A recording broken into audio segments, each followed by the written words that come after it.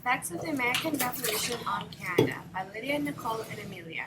The Revolutionary War in the United States was a rebellion of the 13 colonies who declared themselves independent. While in the war, the Americans failed to capture Quebec. Because of such speaking differences, it became clear that Quebec would not voluntarily join the United States.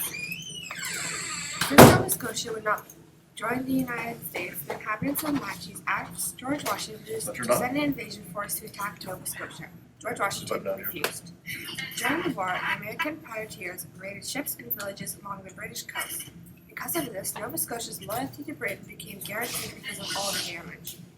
Not all Americans supported the revolution. Loyalists were persecuted by revolutionary patriots during the war. These patriots abused the loyalists and burnt down their homes and farms. Once the American Revolution was over, the Treaty of Paris was signed. This forced around 80,000 to 100,000 loyalists into the United States. Some went to England, others went to other British colonies. Between 1783 and 1784, about 7,500 loyalists settled in Ontario, 2,000 in Quebec, and 30,000 in Cape Breton, St. John, and St. John River Valley. At the time of the Revolution, there were about 900,000 African Americans in the 13 colonies, plus working plantations in the South. Slavery in America created a strategic opportunity for the British. The British then offered freedom to the slaves in the 13 colonies. By doing this, the British hoped to ruin plantations and economies of many American states, hoping to then weaken the rebels. Tens of thousands of slaves took Britain's offer. Some became soldiers, others working as cooks or nurses. Unfortunately, at the end of the war, some of the slaves became back into the 13 colonies. Many also went back to their original descendants. The Americans also wanted the First Nations land, so it would be difficult for them to stay out of the Revolution. The Mohawks once owned land that is now known as New York. During the war, Joseph Brant led the Mohawks and the Loyalists against the rebels. American independence was finally recognized and the British lost the war and the Treaty of Paris was signed. However, the treaty still ignored the First Nations.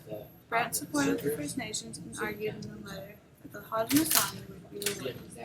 Brant's assistants got the Haudenosaunee land along the Grand River in southern Ontario.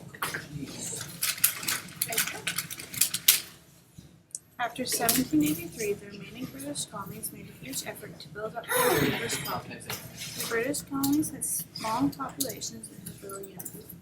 Many French-speaking Canadians did not agree with the British. Although people living on the East Coast still had close ties with Britain and New England, they felt they had little in common with the inland colonies. Loyalists began to create problems for the British government. Those who had settled in Quebec demanded that they be separate from French-speaking Canadians. What time is it? Soon their demands were met and the Constitutional Act was passed. This divided Quebec into two colonies. The lower half contained French colonies and the upper half was English-speaking. There was a separate government consisting of an elected assembly. Governor and two consuls. The elected assembly members could now propose laws for their colonies. Thanks for watching.